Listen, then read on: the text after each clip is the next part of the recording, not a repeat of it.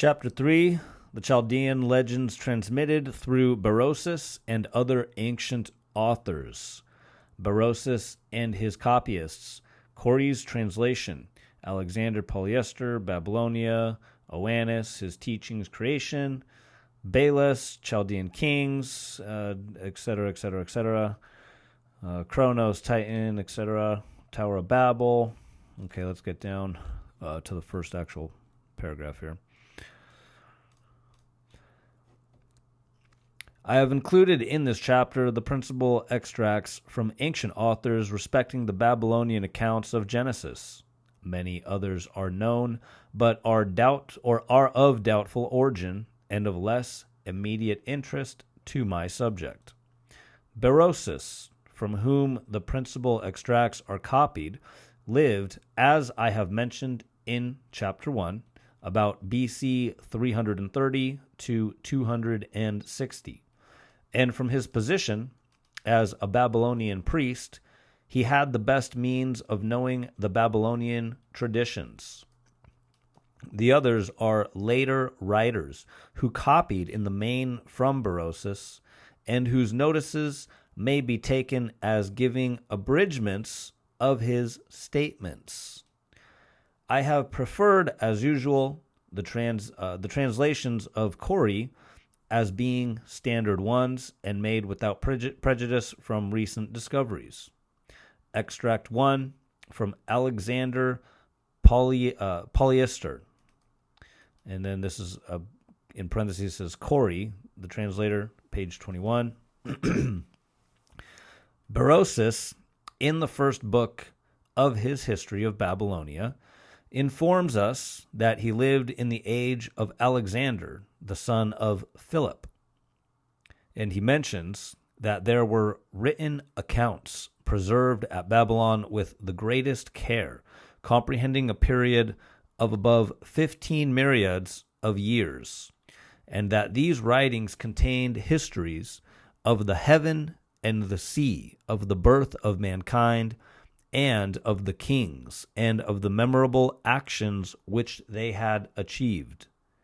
And in the first place, he describes Babylonia as a country situated between the Tigris and Euphrates, that it abounded with wheat and barley, and ochros and sesame, and that the lakes were produced. The roots were called gange, or Gange or gange is how you pronounce that, which are fit for food, and in respect to nutrients similar to barley. That there were also palm trees and apples, and a variety of fruits, fish also, and birds, both those which are merely of flight and those which frequent the lakes. He adds that those parts of the country which bordered upon Arabia were without water and barren, but that the parts which lay on the other side were both hilly and fertile. At Babylon, there was, in these times, a great resort of people of various nations who inhabited Chaldea and lived in a lawless manner, like the beasts of the field. In the first year, there appeared from that part of the Erythraean Sea, which borders upon Babylonia, an animal endowed with reason by name Oannes. Here's a little picture. It says Oannes and other Babylonian mythological figures from the cylinder. So I think that's a cylinder seal scroll that they have there, that depiction, if I'm not mistaken. Okay, so it says there was an animal endowed with reason by the name of Oannes, whose whole body, according to the account of Apollodorus, was that of a fish, that under the fish's head he had another head, with feet also below similar to those of man, subjoined to the fish's tail. His voice, too, and language were articulate and human, and a representation of him is preserved even to this day. This being was accustomed to pass the day among men, but took no food at that season, and he gave them an insight into letters and sciences and arts of every kind. He taught them to construct cities, to found temples, to compile laws, and explain to them the principles of geometrical knowledge. He made them He made them distinguish the seeds of the earth and showed them how to collect the fruits. In short, he instructed them in everything which could tend to soften manners and humanize their lives. From what time nothing material has been added by way of improvement to his instructions. And when the sun had set, this being Oannes retired again into the sea and passed into the night in the deep, for he was amphibious. Sounds like a mermaid. Sounds like one of the first historical documents of a mermaid or a merman in this situation. After this, there appeared other animals like Oannes, of which Berosus proposed to give an account when he comes to the history of the kings. Moreover, Oannes wrote concerning the generation of mankind and of their civil polity. I wonder if that's like policy, but it's spelled polity here. And the following is the purport of what he said. There was a time in which there existed nothing but darkness and an abyss of waters, wherein resided most hideous beings, which were produced of a twofold principle. They appeared men, some of who were furnished with 2 wings, others with 4, and with 2 faces. They had only 1 body, but 2 heads, and one of that, the one that of a man, and the other of a woman, and likewise in their several organs, both male and female. Sounds like a hermaphrodite. Other human figures were to be seen with legs and horns of a goat. Some had horses' feet, while the others united the hind quarters of a horse with the body of a man, resembling in shape the Hippocentaurus, or a centaur.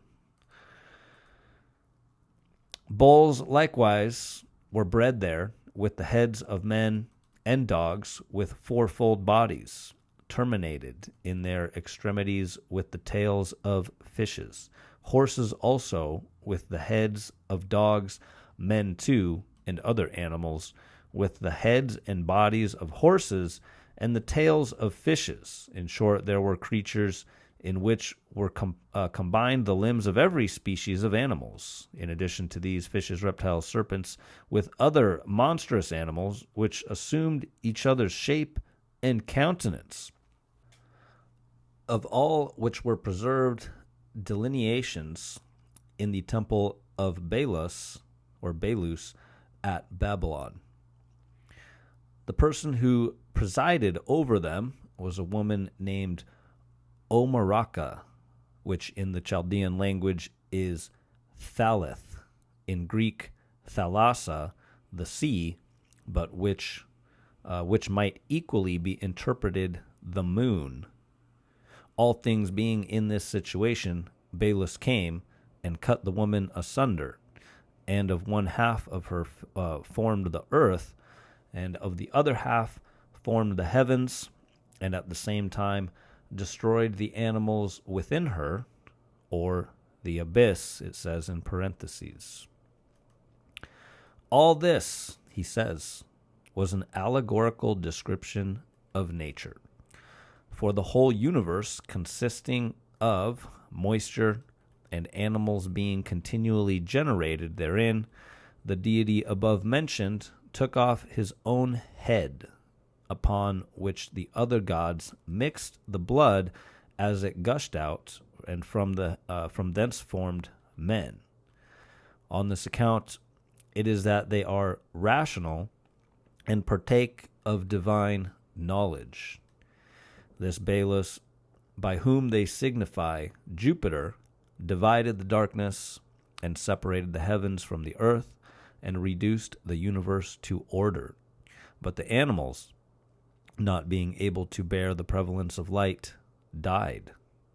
Belus upon this, seeing a vast space unoccupied, though by nature, fruitful, commanded one of the gods to take off his head and to mix the blood with the earth, and from thence to form other men and animals which should be capable of bearing the air. Belus formed also the stars and the sun and the moon and the 5 planets. Such, according to Polyester Alexander, is the account of Berosus gives in his first book. In the second book was contained the history of the 10 kings of the Chaldeans and the periods of the continuance of each reign, which consisted collectively of 120 sari, or 432,000 years, reaching to the time of the Deluge. For Alexander, enumerating the kings from the writings of the Chaldeans after the 9th Ardates precedes the 10th, who is called by them Xisuthros in this manner. After the death of Ardates, his son Xisuthros reigned 18 sari. In this time happened a great deluge, the history of which is thus described.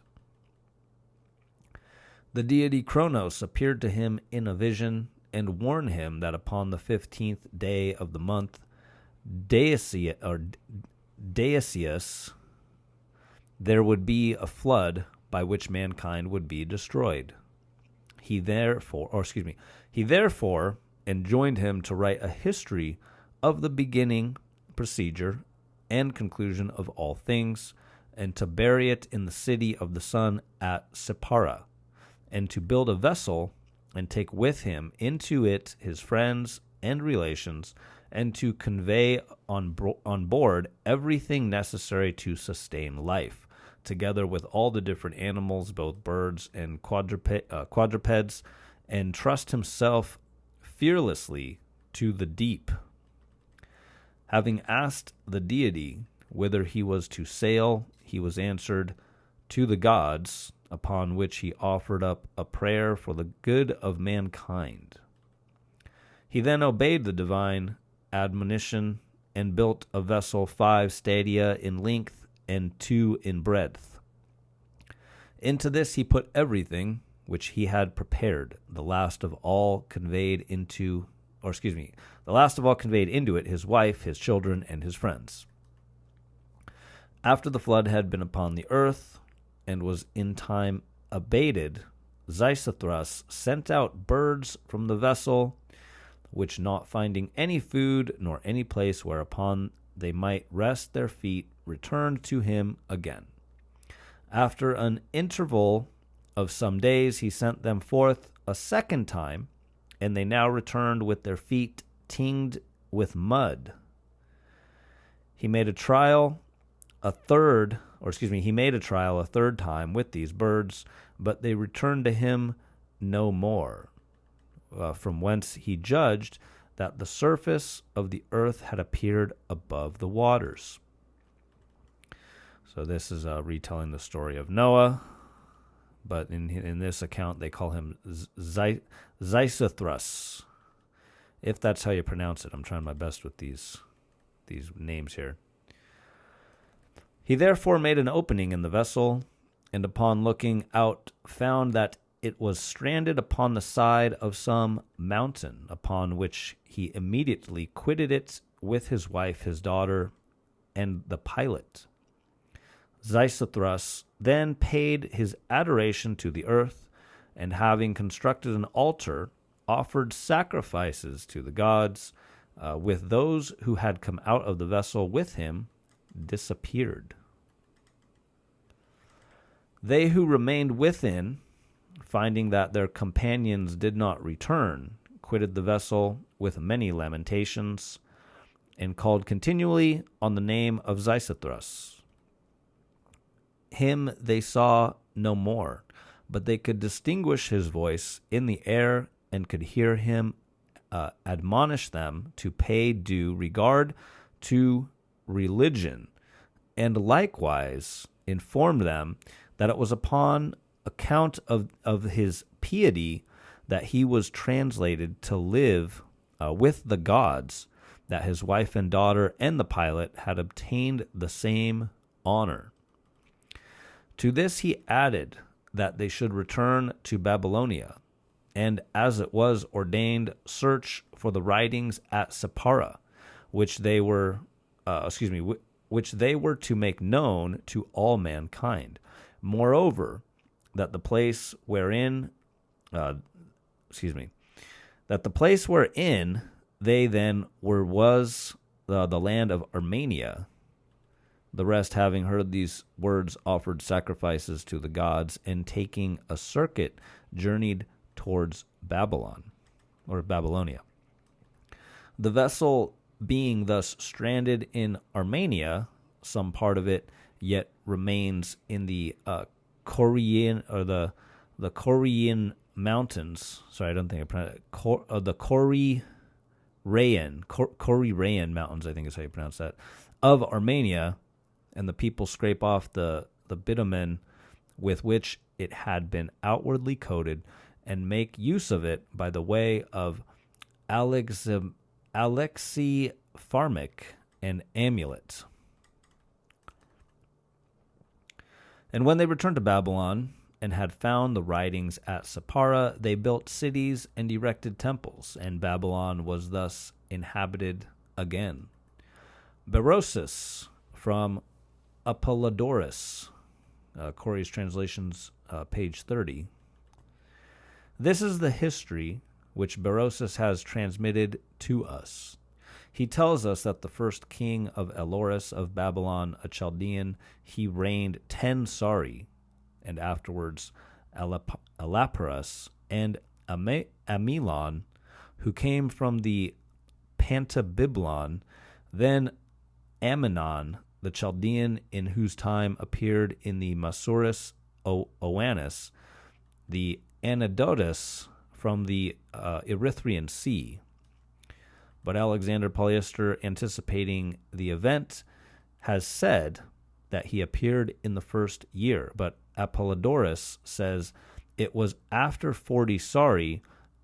Abedinus, however, makes the second Anadotus appear after 26 Sari.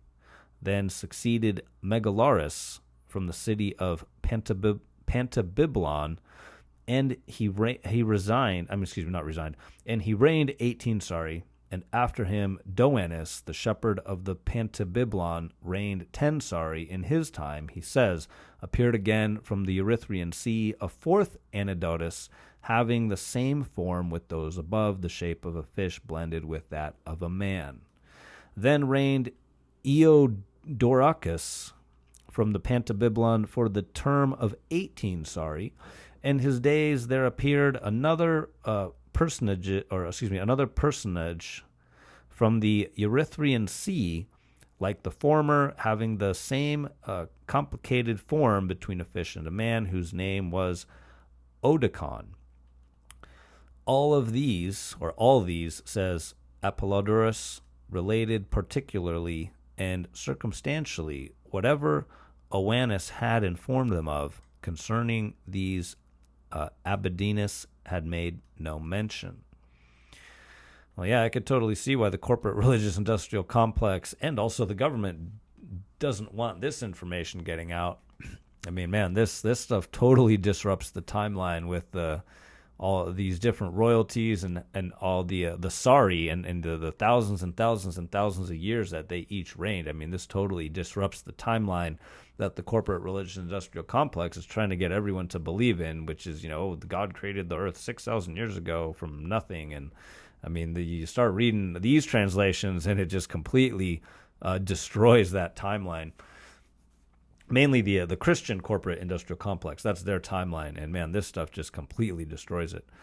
Very interesting. All right, let's continue. Then reigned Amempsinus. These names are difficult to pronounce. A Chaldean from Larancha, and he, being the 8th in order, reigned 10 Sari. Then reigned Otiartis, a Chaldean from Larancha, and he reigned 8 Sari. And upon the death of Otiartis, his son Xisuthrus reigned 18 Sari, and in his time happened the great deluge. So again, Xisuthrus is Noah, also referred to sometimes as Ziasudra from some of the other translations. So that the sum of all the kings is 10, and the term which they collectively reigned 120 Sari. And this says Sincel.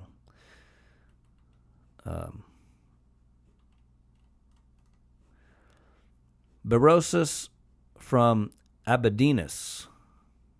This is Corey's translation, page 32.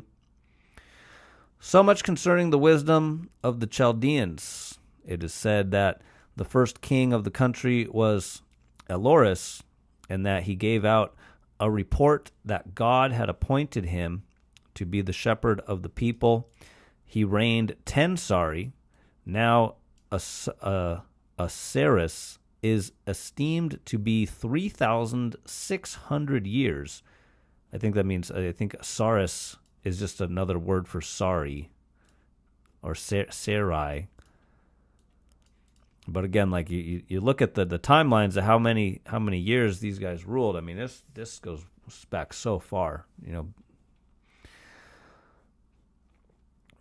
And then it says here, now a Saris is esteemed to be 3,600 years. Okay, so a Sari was a different amount. A Saris is 3,600 years, and a Nearus is 600, and a Sausus 60. I'm not sure exactly what that word means, Sausus. But it reminds me of some of the other Anunnaki history in the translations. They called, I think it was a Shar, which is 3,600 years, which is exactly what this is right here. Also, a Saris is esteemed to be 3,600 years, and that is supposedly the time it takes for their home planet, which is Nibiru, to do its elliptical orbit around the sun, which is supposedly exactly 3,600 years, according to, I believe it was Zachariah Sitchin's translations. There may be some other translators that confirm that as well, but I can't remember them off the top of my head. But let's keep reading and see if we can find some more info on that. After him, Elaparus reigned 3 Sari. To him succeeded the Amilaris from the city of Pantabiblon, who reigned 13 Sari. In this time came up from the sea a second Anidotus, a semi-demon, very similar in his form to Oannes, after Amilaris reigned.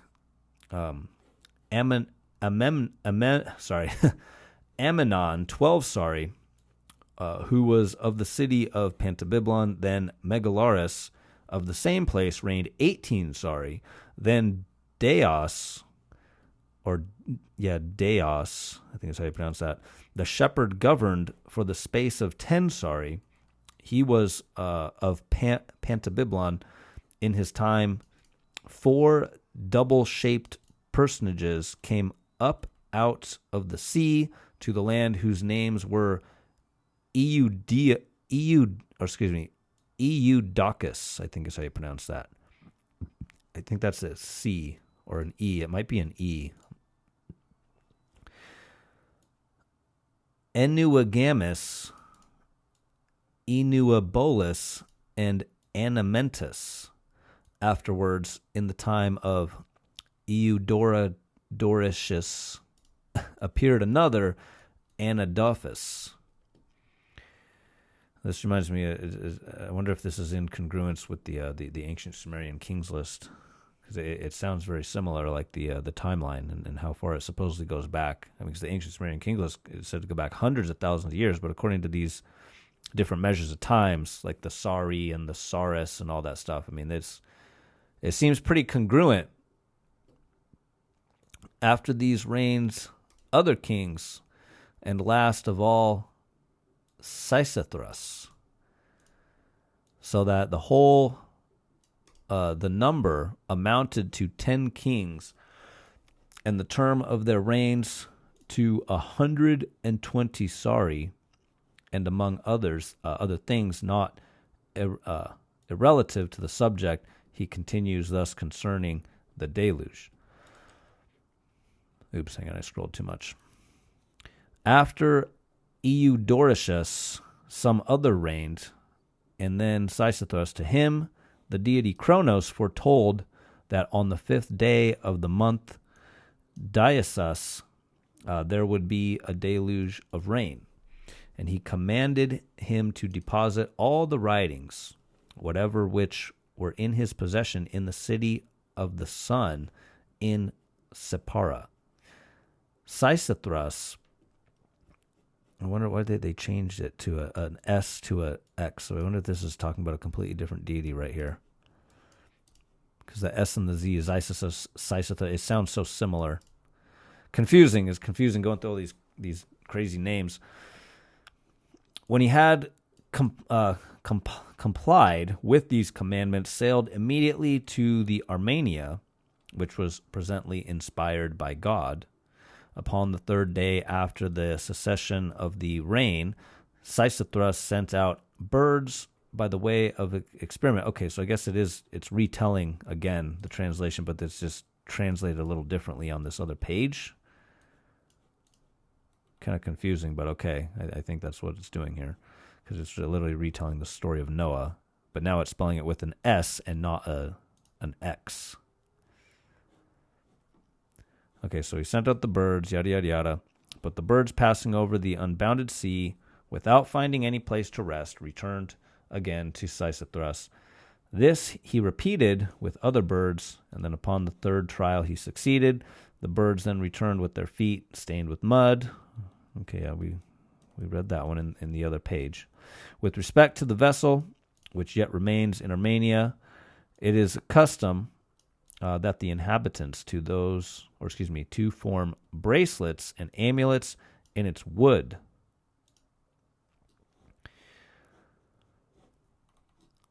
Okay, let's keep going to the next translation here. Okay, so the next part's of the Tower of Babel. Okay, this is a really interesting story. You know, I'm going to pause, or I'm going to stop the recording, and then we'll continue the Tower of Babel in another video, because this is going into a completely different topic with a completely different event. So, you know, they just showed the deluge, which is a really significant event, but the Tower of Babel is another really significant event. So we'll continue this one in the next upload.